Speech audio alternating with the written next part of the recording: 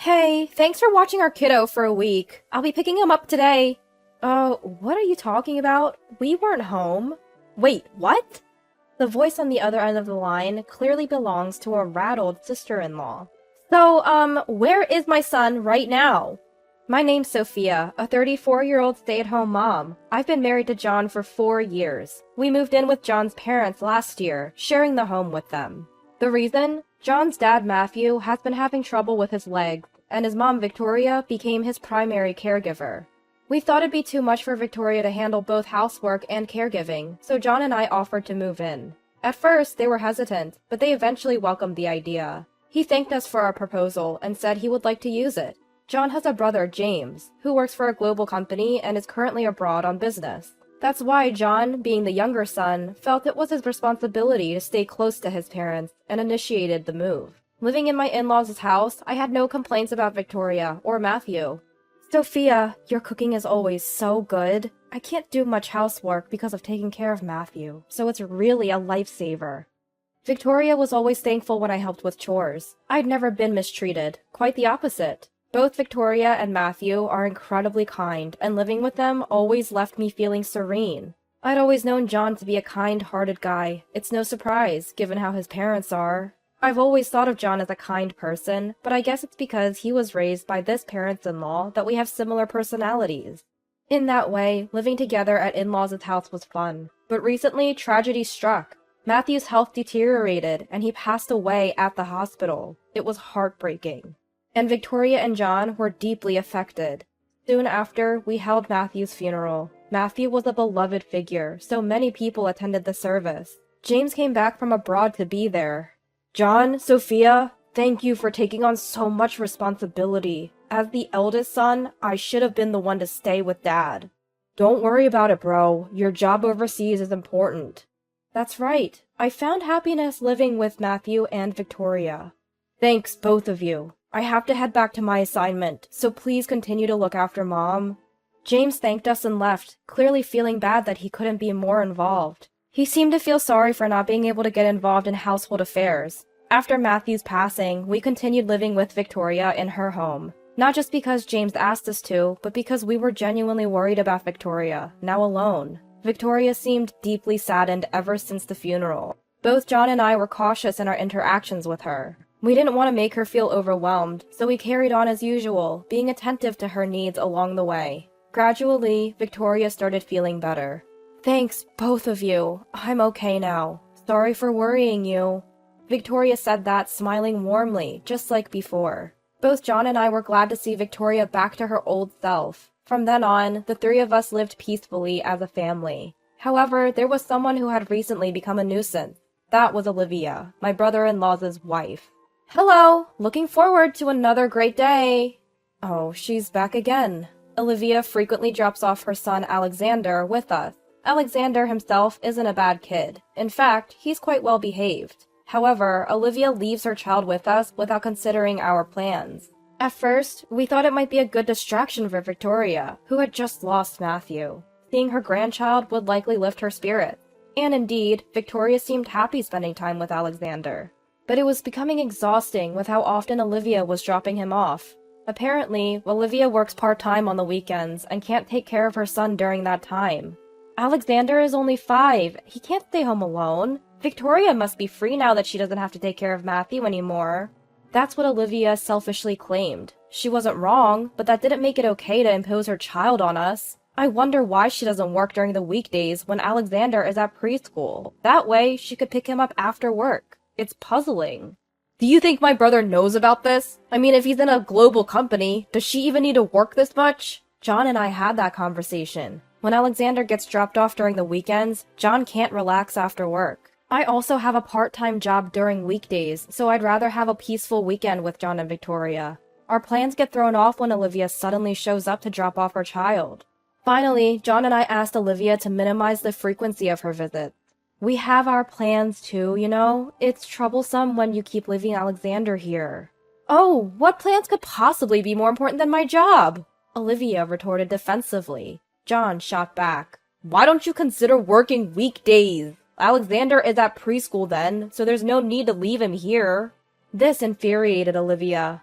How terrible. You people don't care about family at all. It's sad to have relatives like you, Olivia says, getting emotional. She screams so loudly that John and I were taken aback. Sophia, John, let it be. I enjoy spending time with my grandson, so it's no problem for me. Victoria stepped in to mediate. Good on you, Victoria. I knew you'd say that. Alexander seems fond of you, and it's better to leave him with someone we can trust. Although, John and Sophia, you've lost a bit of that trust with this. With a smug look on her face, Olivia made that comment. Ever since then, the frequency of her dropping off Alexander increased. Lately, she's even been bringing him over from preschool until the evening on weekdays. I was surprised to find Alexander at home when I returned from my part-time job. Sure, it's tough for her to look after the kid alone while James is away on a business trip, but she's definitely taking advantage of us. At this rate, we're practically taking care of Alexander half of the month. Once he's with us, we often end up feeding him lunch, snacks, and sometimes even dinner. And Olivia doesn't give us any money for food or anything. The burden keeps increasing on our end, and it didn't sit well with me. But Victoria accepts everything, so neither John nor I could say anything further. Amidst all this, an unexpected incident occurred. The weather had been scorching hot. The moment you step outside, you're dripping with sweat. Though we were all cautious, one day I came home from my part-time job to find Victoria had collapsed. We immediately called an ambulance, and they confirmed it was heat stroke. Luckily, she fell just before I got home, so she was alright, but she had to be hospitalized for some time. I got so focused on housework, I didn't realize I was overheating. I'm really sorry for worrying you. It's okay, Mom. Thankfully, you're safe now. John and I were chatting with Victoria in her hospital room. We were relieved, but we had planned a family trip, set to depart the day after tomorrow. If Mom's in the hospital, the trip's going to be a problem. Yeah, we'll need to cancel. As we were discussing this, Victoria had a suggestion. Why don't you two go ahead without me? But Mom, we're worried about you. Right, we can't just leave you behind and go. Victoria insisted. You two always help me out, so now's the time to have some alone time as a couple. I'll be fine, I'm in a hospital after all. Feeling encouraged, we decided to proceed with the trip. It's a waste to have to pay the cancellation fee for 3 people. If I'm the only one who doesn't want to go, maybe I can change it without having to pay anything.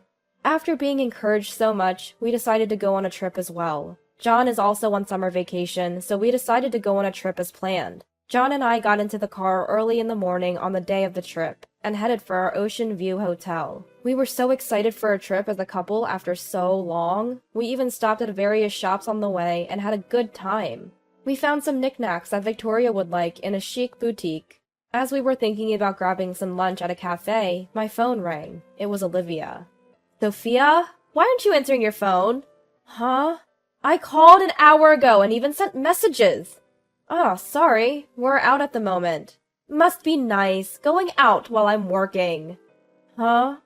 And so, the usual passive-aggressive comments began. So there I was, thinking everything was fine, when Olivia dropped a bombshell. Look, I left Alexander by the front door. Take him inside and look after him, would ya?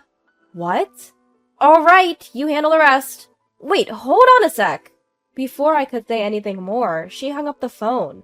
I tried to call her back several times, but it seemed she had turned off her phone, probably annoyed with my constant calling. I immediately consulted with John. Even though it wasn't that hot today, it's still summer. Leaving someone outside for hours could lead to heat stroke.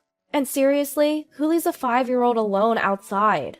Problem was, John and I were already far from home, as we'd left early in the morning. Seeing me panic, John calmly said, Relax, let's think this through. I'll call bro, he's probably off work today. With that, John called James. Fortunately, James picked up quickly, and John explained the situation. James was shocked and gave us the contact number for Olivia's parents right away. John then called Olivia's parents, explained the situation, and they agreed to pick up Alexander. Turns out it was a blessing in disguise. Olivia's parents lived only about an hour's drive from us, so they could pick up Alexander without much trouble. Apparently, Alexander was sitting in the shade, looking distressed. Olivia's parents quickly gave him some water and took him to their house. He was safe for now.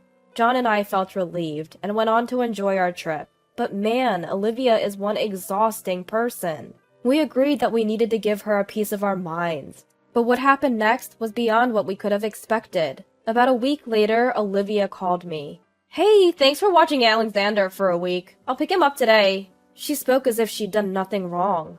"What are you talking about?" "What do you mean, what? Got a heat stroke and lost your mind? I said I'm coming to pick up Alexander." "We weren't even home." "What?" "We were out of state when you said you left Alexander at our doorstep. Couldn't come back." Olivia was clearly shaken over the phone. "Then where's Alexander?" "He's at your parents' place."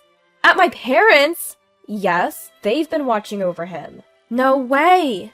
With that, Olivia abruptly hung up, most likely headed to her parents' place. About an hour later, Olivia showed up. "Where's Alexander? Huh?"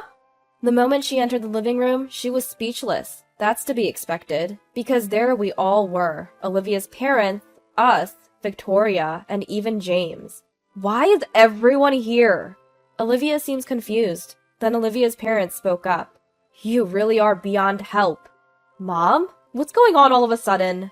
"Word is, you've been dropping off Alexander at James's parents way too often, haven't you?" "Well, I've been busy with work, so it's just on weekends." "That's no excuse. Dropping him off every single weekend?"